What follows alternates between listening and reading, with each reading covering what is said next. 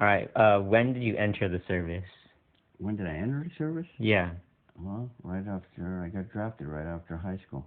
Like what year?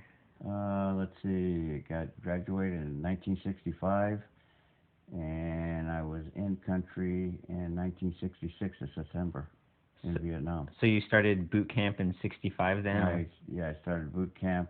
Let's see, it was May, I think May of '66.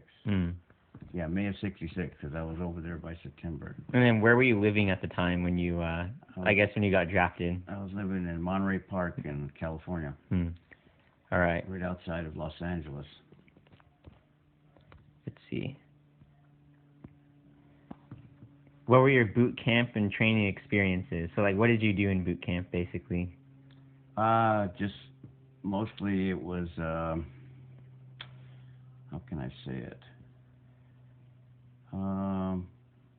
Boot camp is just basically to get you introduced to the military. Yeah, it's kind of discipline and get you, I guess, just introduced to the military. It's just like coming off the street, and then the military has certain rules and restrictions and things that they expect you to do, and boot camp's the first part of it. And then you go into your basic training, which is you go into your weapons. Do you remember what your drill instructor was? Do you remember any instructors? Yeah, any specific names? We had 3 drill instructors. I don't know, I can't remember their names, but we had a staff sergeant and 2 sergeants.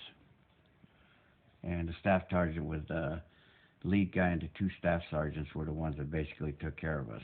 Would wake us up in the morning for marching and all that kind of stuff. Yeah. But it was just kind of teach you about the military. Okay. Like I was into the Marine Corps, so it taught you the history of the Marine Corps and a bunch of different stuff. Yeah. Yeah. Let's see, what's the other question?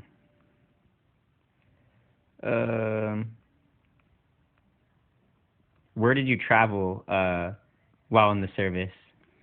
One place, Westpac. That was Vietnam. But so you didn't go any where? No, from San Diego to Okinawa to Vietnam. Which part in Vietnam? I was in the Marine Corps. We were from Da Nang to DMZ, and the Army was from Da Nang south to like Saigon. They handled the south, we handled the north. Yeah. So let's see. My first 6 months were in Da Nang, outside of Da Nang. We were patrolling an area, and we were security for the Seabees. They were building this bridge that we had to secure.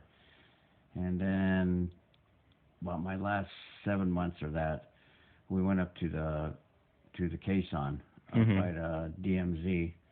We were around a place called Leatherneck Square, which was Khe Sanh, the Rock Pile, DMZ, and Camp Carroll. They call it Leatherneck Square. And it was right up north. What outfit did you serve with? I served with the 26 Marines, 126 Delta Company. So do you remember what was your first day arriving? Like when you got there, what was your first My first experience was when we got off the airplane, we saw the guys were going home. So we were kind of like fresh boots, and those guys looked like old men. They looked beat down, and it was the same thing when I came home. We were waiting for the new recruits. They were coming down off the airplane, and we were boarding the airplane to go home. So what was your job and / assignment when you were in the Marines? I was qualified as a machine gunner, but I got put on 60 mortars. And then I was every Marine was basically a rifleman. So it doesn't matter what your MOS is, which means what you do there. Yeah. You're basically a rifleman. So that means, they need a rifleman, you're a rifleman. So when I got assigned there, they put me in 60 mortars, but I did carry a machine gun once in a while, and then I did go on a patrol with a rifleman. because I was basically a rifleman. Whatever they needed you for. Yeah. Well, basically, 60 mortars is where we kind of, most of the time I spent. Yeah.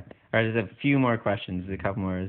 Do you recall the day your service ended? Where were you at the time? You mean over there? You mean when I got my orders to come home? Yeah. Yeah, me and my buddy from Staten Island, we went there at the same time. We got I met him there, and we got assigned there to the 26th Marines.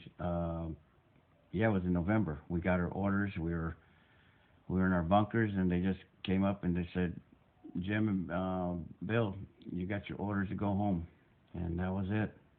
We waited to hitchhike a helicopter off the hill. We were on 861. Went down to the Khe Sanh, and from the Khe Sanh, we flew down to Da Nang, and from Da Nang we got a flight out to Okinawa. And then from there to San Diego. From Okinawa, we got a flight to is that March Air Force Base? Yeah. Yeah, March I think Air Force so. Base. And I think I remember you telling the story too. You mentioned we went up to LA, like you're on the bus, and like, so what was that story? Like, tell that story again. Well, on the way home from March Air Force Base, I was coming down the 10 freeway, and I remember that it goes by the off-ramp, Atlantic Boulevard. So I had the bus driver stop on the side of the freeway. I got off, went down the side of the freeway, and I walked home. And originally, though, I was supposed to go into LA to the Greyhound bus station. Yeah, but originally, though, because the bus guy said he wouldn't do that, and you said all the other Marines were like saying, all the other servicemen that were going home too. They're like told the bus driver to just pull over. I would use the words they used, but I yeah. And he did. He said pull over for the Marine. They pulled over and they let me off the bus, ran down the side of the freeway, threw my duffel bag over my shoulder, and walked home. I was like a few blocks away from the freeway. All right, then one more. I just missed this one.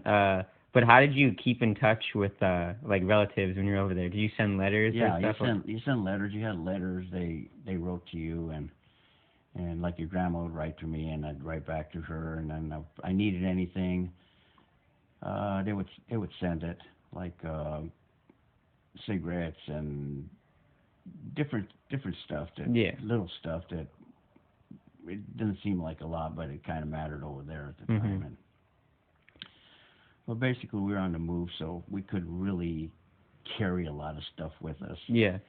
And then just one more. So since you said you literally just walked home, so when you got home, did you just walk into the, like, were there people there waiting for you, or how was nobody knew. I just knocked on the door. My mom answered the door.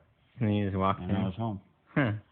She had no idea what day I was coming home, when, or nothing.